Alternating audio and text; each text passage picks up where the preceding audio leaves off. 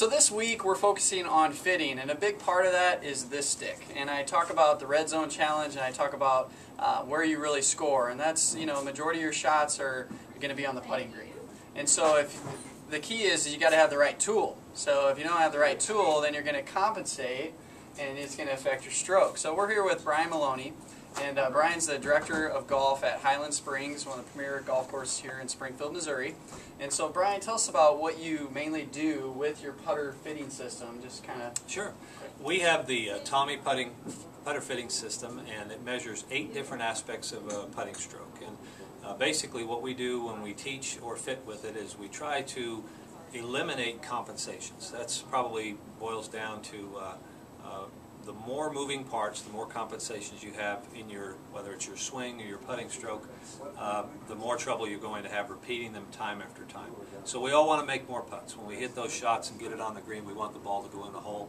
We're going to learn here whether we're aiming our putter correctly at the hole at address. When we get it back to impact, are we still aiming it at the hole? Or are we compensating for starting left, let's say, and then pushing the club back to the right, or pushing the putt back to the right? So the system will measure with high-speed cameras. It will measure the entire stroke back and through, and it takes 5 putts, and it gives you results from each of those 5 putts. We then can fit or teach the golfer, and then come back and do that same thing over and over again. We have something to compare the before and the after. Great. So what's the name of the system? The Tomi? It's pronounced Tomi, but it's spelled T-O-M-I, and that's all right. I call it Tomi quite often as well. It's basically one of the most convenient and, what's a good word for it, effective tools that I've found for fitting and teaching putting. And you found this at the PGA show? PGA Merchandise Show in Orlando. I looked at it for a few years and made the commitment to go to purchase the system. You know, we've always taught, and I'm a big club fitter. I fit all clubs, whether it's drivers, irons, hybrids, fairways, wedges, and I've always fitted putters. Over here, out of the frame, probably I have a putter bending machine. We can take a person's putter and we can bend it and create the proper angles. I've done that for a long time. We used the old Kirk Curry system many years ago, and I've always been interested in helping a person become a better putter, and quite selfishly helping myself become a better putter at the same time. So these are tools that we use to get that job done. So what's the #1 tendency that you see with golfers when they come to you for the first time? What do they do in their putting stroke that causes inconsistency and alignment, things like that? Well, there are 2 main mistakes, I would say, and that is the ability to aim properly is one, and then using small muscles instead of larger muscles. When we use small muscles, we're basically using wrist and hands, and we're flipping the club through impact. And as I just move my wrist back and forth, the wrist is a wonderful thing.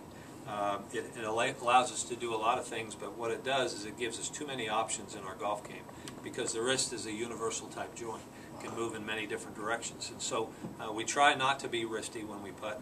We try to move more with the shoulders, and we try to work around the spine. And when we learn to take the wrist out of it, we can see better results, and we can actually show the results here with the system.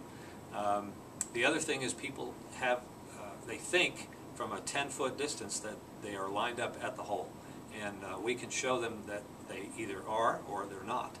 Quite often a person is not lined up at the hole, and if they're lined up either left or right, they are doing something in the stroke to compensate for that misaligned starting position.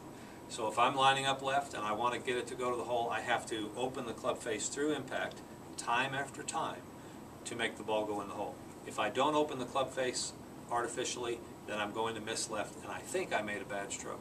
Well, that was probably a good stroke, because it was where I was aimed. So we're going to try to correct that.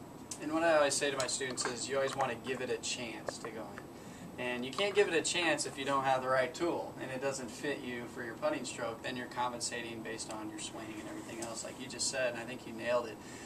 Do you see tendencies with putting that go all the way up to full swing? Because when I do my golf schools, I start small, and I work to big, same thing with the 90-day challenge, and it's amazing how the tendencies that they do with their wrist, things like that, go all the way to their full swing. Yeah, you know, a person, we have golfers who are very mechanical.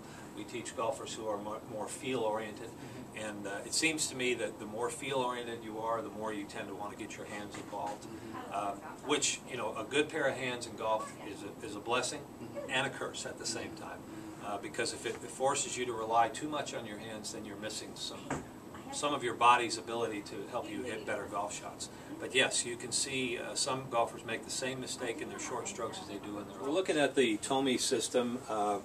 We put Sean on the system today, and we had 2 sets of 5 putts each.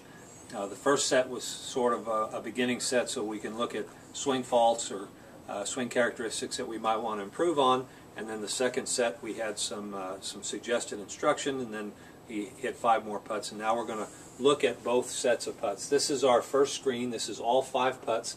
Each putt is color-coded. You can see an orange, an aqua, a green, a yellow, and a fuchsia.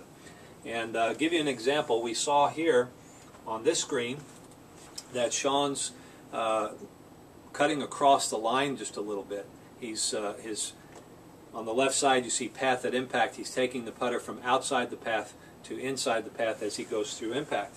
If we look at this, you can see because of that, many of his putts are being struck out towards the toe. So after talking about the results of the first set, we talked about maybe moving the putter a little less with the arms and hands, a little more with the shoulders, to make sure that we stayed on the line going back, coming from inside or down the line instead of cutting across. So now we'll look at the second set of putts. We can see here on the left side the path at impact has improved greatly. He's pretty well down the line on almost every one of those putts, and if we look at the impact points, you can see now that the ball is coming off the sweet spot of the club. When it comes off the sweet spot, of course, we get more consistent speed control and distance control, and you're just going to make more putts. So within just, I don't know, what was it, Sean, 5 minutes or less, we're able to identify a little bit of a putting flaw and made a correction, and it was very easy for Sean to make that correction because he was able to see the actual results on the computer screen.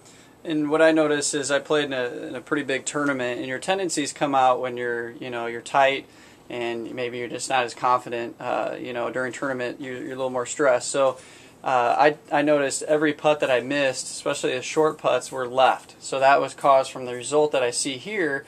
Is my tendency was to come across the line. So if I would have been more aware of that, probably should have done this putter fitting a little bit before the tournament to help me understand, in the lesson, how this impacts your results. So just by seeing this now, I'm going to be a little bit more aware of the stroke and my shoulders doing the putting stroke, and the results take care of themselves. And every one of those putts that you see, we're pretty much almost dead center, just for the length of about 5 to 8 feet.